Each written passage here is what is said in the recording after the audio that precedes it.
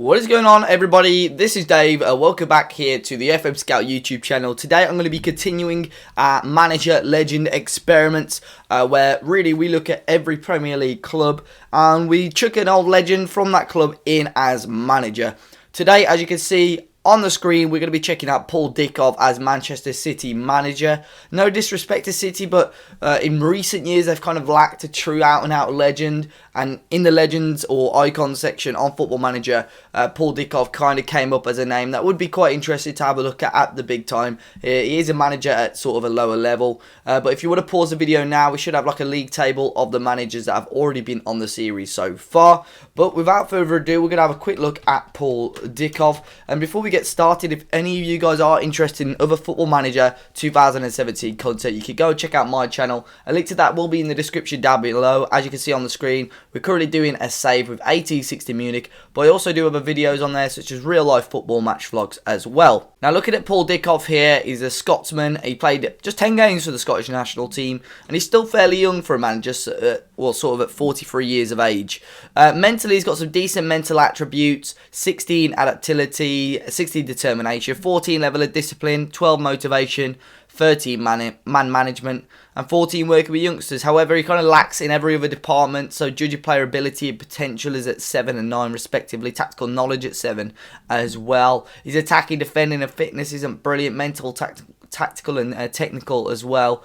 But currently in real life, I think he's unemployed. I may be wrong, but he did manage Doncaster for a couple of years, had stints as a player manager at Oldham, and then went on to being a full-time manager there as well. Played for City for just, he had quite a few stints, but if I go on the overview of his career, you'll probably be able to see it a little bit more. Started his career at Arsenal, as you can see here. Never really got a good solid run in the Arsenal side. Moved to City when they're actually back down in the Championship days, actually, and for £1 million. Went down to League One and got, look at that, consecutive promotions all the way. But he was kind of a regular for them until he moved on to Leicester City there in 2001-2002. Had a little stint back at City as well when they were back in the Premier League. Yeah, he's kind of classed, if we go on to Manchester City, he's kind of classed as an icon at the club, or favourite personnel, as you can see there, third player down. Obviously, this season it will be interesting to see if he can push himself up to legendary status as well. Their media predicted to be first, which will be very interesting to see if a manager of Paul Dickov's calibre can do that. We've got a preferred formation of 4-4-2, a mixed playing style, attacking coaching style, balanced playing mentality, closing down pressing style and a man marking system. Let's skip forward 1 year and let's see how he's going to do. So we skip forward the 1 year and currently no available jobs with City on there, and he's not on the insecure jobs either. So it looks like Paul Dickov may, unless he's already been sacked, may still be in a job. He certainly is. He's still manager of Manchester City. Stats as such, his attacking stats definitely gone up slightly. And a couple of others may look like they've just burst forward a little bit, but seems to be doing well. And positive is that he's content with a life at a club he loves. So no real negatives at the moment. So we've got to Manchester City. Finished 4th in the Premier League, which isn't too bad. It's still Champions League spot, of course. We'll have a quick look at the league first. Let's see how they get on over in there. And yeah, finish here at 4th, just 6 points behind the eventual league winners Tottenham. Arsenal finishing outside the top 4, along with Chelsea as well, which is quite surprising. Arsenal normally do really, really well on this. It's very, very close. Just 10 points separating 1st and 6th. Even West Ham grabbing a spot in 7th, but the top 6 really ran away with it in the end. Sergio Aguero with 27 goals in the league, a fantastic record for him. Paul Dickov certainly got him firing. David Silva and Ike Gundogan with the finishing second with the assists. So not bad at all on that front. It would be interesting to see why City, kind of dropped so many points, or why they didn't finish slightly higher, especially with 2 players that were getting the amount of assists there were, and the top goal scorer. So if we go on to Manchester City again here, and we go into competitions for the senior squad, we'll see if they've won anything else. So they're knocked out in the first knockout round of the Champions League by Sevilla.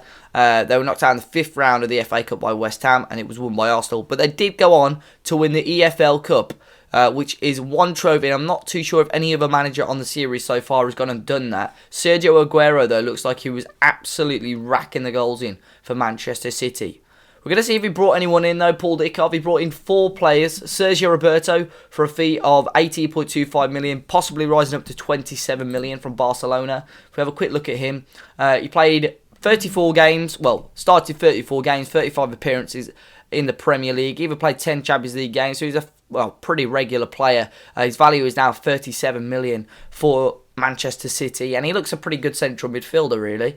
They also brought in Miguel Layún from Porto, a fee possibly going up to 13.75 million. Looks like he was the regular left back for them this season, making 36 appearances. Not many games in in the English Cup competitions, but made 9 appearances as well in the Champions League.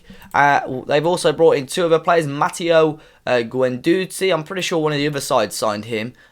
He's a young 18-year-old player. He made a substitute appearance in the EFL Cup, but made no other first team appearances. And also brought in, very interestingly, Gary Cahill. I think they brought him in as a backup defence option. As you can see, made 10 appearances, 5 starting, 5 off the bench. Made an appearance in the FA Cup and even 3 EFL Cup appearances. However, that they may well be in for Chelsea, to be fair. So for Manchester City, he did only start the 2 league games, came on for 1.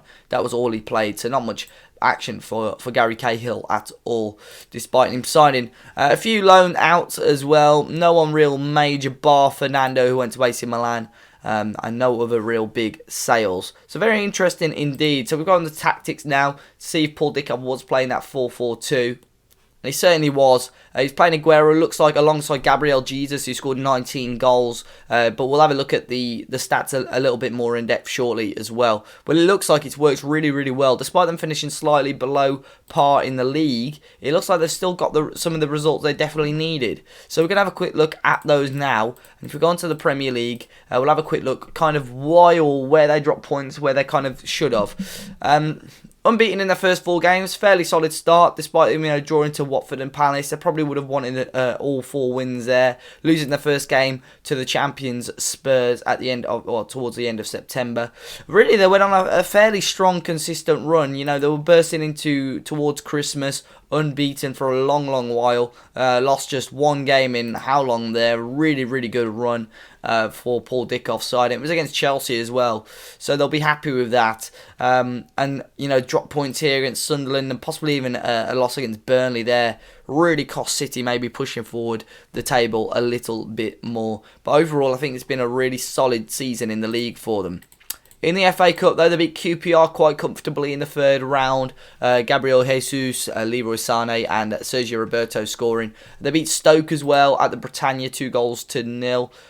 Gabriel Jesus again with Fabian Delph. They drew to West Ham initially at the Etihad. However, they took it to a replay and West Ham beat them at the London Stadium 3-1. Antonio Cresswell and Lanzini scoring the goals for West Ham there. In the EFL Cup, obviously they went on to win that. Beat Preston in the 3rd round. Played Stoke again and beat them 2-0.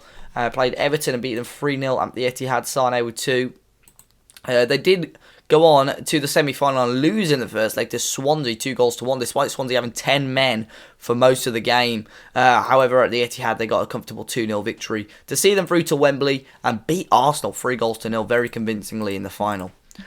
Now, they had their Champions League playoff. It was a tough game, well, on paper against Monaco, but they absolutely smashed them 7-0 on aggregate. First leg there went down to 10 men with 40 minutes left, but a really comfortable performance there. Their group was Olympiacos, Copenhagen and Barcelona. Quite a difficult tie there, but they got rid of the other couple of teams quite comfortably. However, Barcelona did get a 3-1 double over them there at the Etihad and the Nou Camp. They beat Sevilla in the first leg at the Etihad, but lost on the away goal after Steven Nzonzi and Vieto scoring the 2 goals for them in the Champions League. So if we look in all competitions now, they went on a really, really strong run here. Coming up to, from the start of November to start of January, that was probably Paul Dickov's kind of best run for them as such. But, as I say, the loss maybe against Burnley, drop points against Sunderland, may well have just cost them.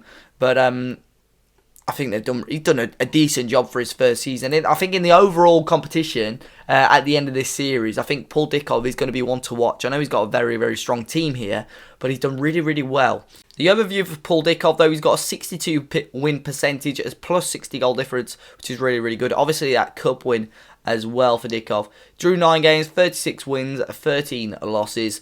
We'll see if he went on to win any... well, he won a Manager of the Month for himself, which isn't bad at all. And he's done really, really well there. I think he's done a very decent job, especially a bit while kind of being used to lower league management. And I think he's done well. And Manchester City could build on that, but we'll have to see on the overall experiment. On the screen now will be the league table again with Paul Dickov's stats on there. If you have enjoyed today's video, make sure you smash the like button down below. Subscribe to the channel if you haven't already. But until next time, guys, if you do need anything else Football Manager related, so graphics, face packs and so on, or any database help or tactics, go and check out fmscout.com. Again, a link to that will be in the description down below. And until next time, guys, enjoy the rest of your day, and I'll see you all soon.